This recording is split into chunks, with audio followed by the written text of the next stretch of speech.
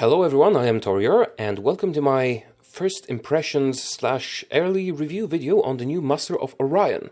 So first of all, what is Master of Orion?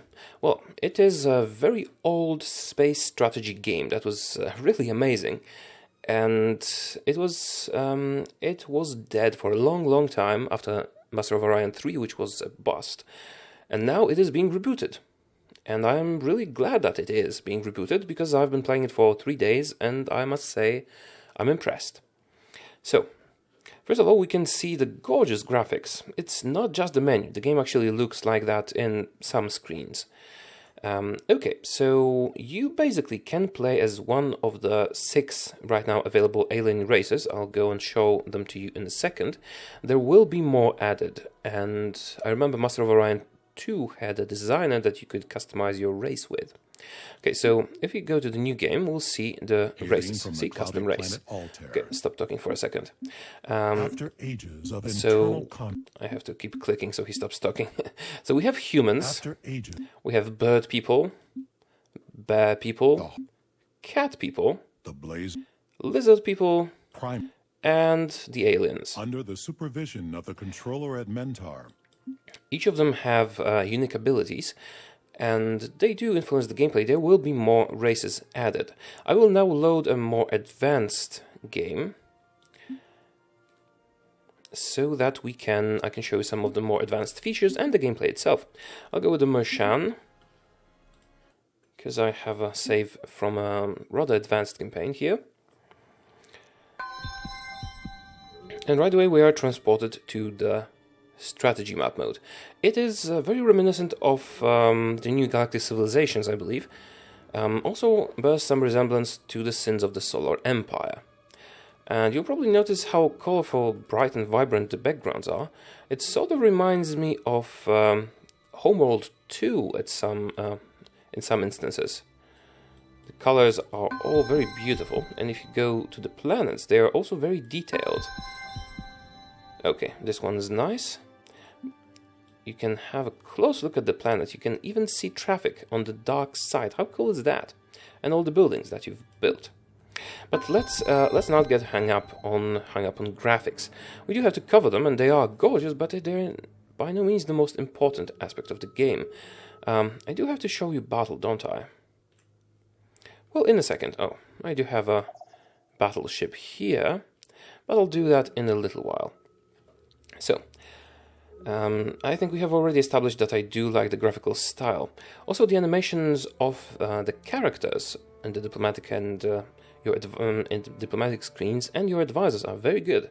For example, if I go to research, the bride's claws are sharpening, Highness. That's our advisor that we do science stuff with, and they're different for every race, and they have very good voice acting. If we go to diplomacy, you have a lot of nerve showing your face around here. Humans look generic, nothing so special, but if we look at a different race, let's say the Alkari, the bird people. May the winds of Skriak bear you along, ruler. Well, beaks don't really move like that, but apart from that, it looks really nice, and they have a unique art style, and also the ships for each race look totally different. And I think that's about it for graphics, but you will see some awesome effects when we go to battle later. Now, those are all messages indicating what happened in my colonies, because that has been, well, it is a very advanced game, a lot is happening. It's a small map, and still the galaxy is huge. Okay, now let's talk about the sound for a little bit. I do like the sound design quite a lot, especially the voice acting. The music, I wouldn't say it's repetitive, but you can distinguish there are several themes. Some of them remind me of other stuff. One is actually very reminiscent of the Neverwinter Nights game, which is a very nice nostalgia piece for me. However, I really can't say anything bad about the sound design either. And so, yeah, that's the wrapping, the package. Now let's go down to the core content, which is the gameplay. So you have your strategy map mode, in which you manage your planets, your empire, your ships, and it's turn-based, and as you can see, the planets are connected by warp lanes. You can't just warp from here to here, you have to go through all these things unless you have a special structure. And it's primarily important because you can put star bases at choke points, and nobody can invade your stuff.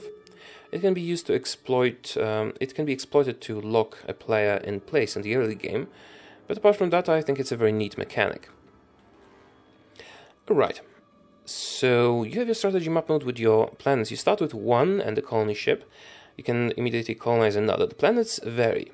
For example, this one is a large, abundant Gaia planet with normal gravity, which means the larger the planet, the more population it can hold.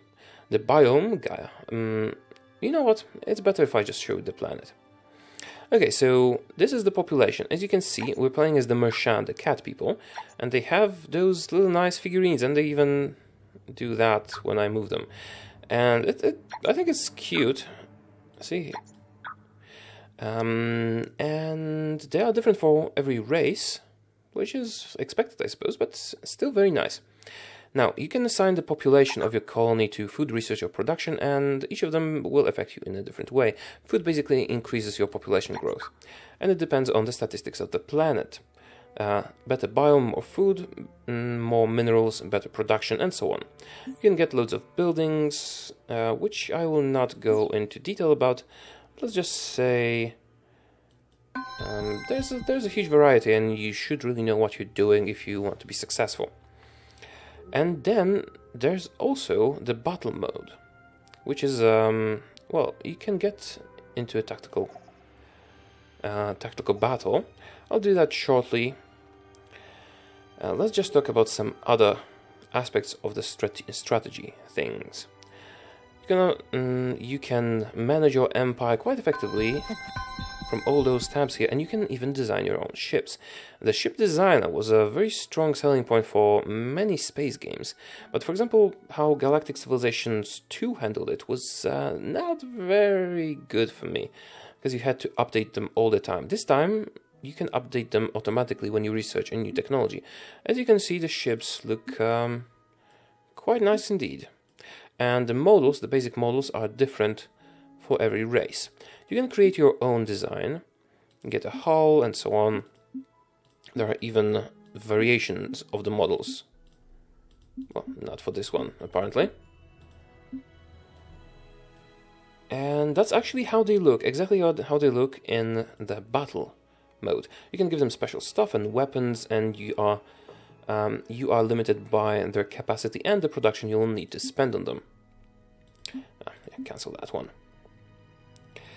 And I actually do like the ship design quite a lot. I found that the missile weapons are much more powerful than other ones, but maybe that's because I'm playing the game wrong.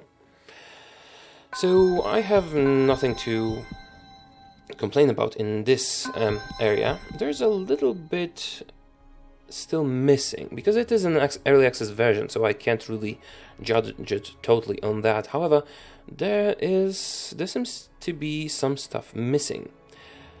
For example, it's not like it's not ready yet. It seems like it wasn't meant to be in the game, but maybe it will be. For example, you can focus your colony on production, food, research, or balance it between all of them. But what I would like is more control, so that you can, for example, just get science and production and no food, or all the other ways you could do that. What else? You can use the auto builder, but it's rather, well, it chooses the wrong buildings. But it can all be changed in the development. The qualms I have about it right now is that it's very easy to win against the AI. But that will probably also be improved, and I still didn't have the chance to play it in multiplayer, so I don't really know how that will go. But I think overall it's a very solid position right now, and it's only going to get better. Okay, let's show you the battle.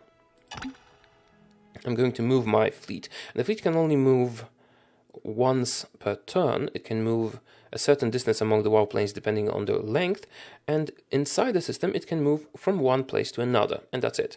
No action points and stuff. That's actually pretty neat. Okay, let's go into battle. I have they stand no chance. My fleet is much more powerful, but I want to show you what it looks like. So if we go to the tactical map mode, see how gorgeous the ships are. And this is a different design. This is a human ship. It looks completely different. It's actually quite reminiscent of Star Trek. Okay, so you can actually order your ships to do different things. You can move them around. Can't really do much about... Can I disable the AI? No. Will they stop now? Stop. Okay, let's enable the AI, let them do their thing. Let them attack the stuff. So, I can actually outfit the ships with whatever I want. Different weapons have different firing range, different coverage, different damage, and so on. For example, missiles can be shot down by specialized anti-missile weapons and so on. I can even speed this up or slow it down. So I'll speed this up to let my ships get closer, and now I can even do slow motion or freeze it to have a better look. That's actually a pretty neat feature, I believe. So yeah, they're shooting the projectiles, they're really cinematic.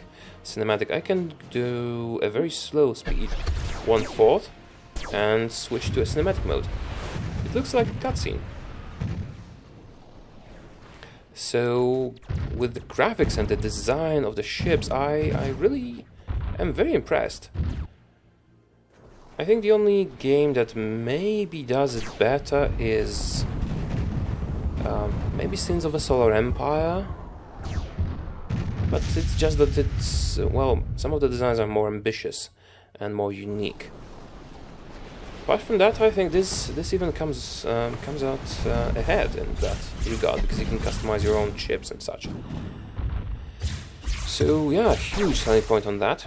And I can increase the speed anytime I want. I can change the view and all that. It's the technical battles. If you enable the AI, they mostly play out just as an auto-resolve.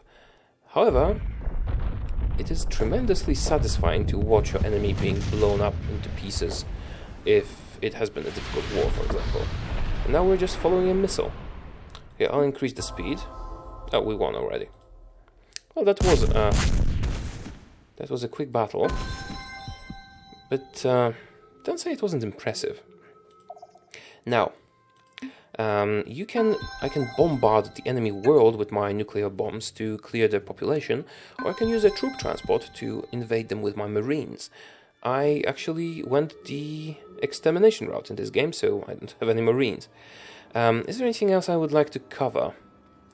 Oh yes, the diplomatic victory. I think that should still be adjusted, because you can just win by having the most population. You just build a lot of colonies, get your numbers up, and you win diplomatically. So this still needs refinement, but apart from that, I think this is a very solid position if you are into space strategy games. I don't think I've played a better one since Homeworld 2, Galactic Civilizations 2, not 3, Galactic Civilizations 2, and Sins of a Solar Empire Rebellion. And it is at about the same level. It's very, very solid. Of course, I would love to see a campaign in that, but the original didn't have one, so probably not going to see that. Also, Master of Orion, the name comes from this Orion system that you can discover, and it has a powerful guardian that you can't see here, and you get some bonuses if you get it. That's about it. I would really love to see the campaign, because the setting is here, the voice acting is solid, the characters are nice and actually memorable. So, yeah, I'd love that. Also, I'd love some more customization. For example, that you could select your own build order and all that, but this is detail. The overall picture that the game is, I must say, it's very good, and I'm looking forward to what they will do with it. I hope they don't screw it up, and I hope the multiplayer is solid. However, with how much the game takes, I believe multiplayer sessions will be difficult, especially on larger maps. Unless you're playing with a friend, then you can just do it a couple of times. But random multiplayer matches might be very difficult, because it takes several hours to finish even a small map. Okay, I think I have covered mostly everything. Those were my first impressions of Master of Orion. The new one is just the Master of Orion. And yeah, if you are a fan of strategy games, you can even get it in early access, because I have had a lot of fun playing it. Of course, if you have your doubts, by all means wait for the full release, but I expect the game will only get better. It's simple in its premise. You colonize new worlds, manage your economy, conquer your enemies, or block them, and so on.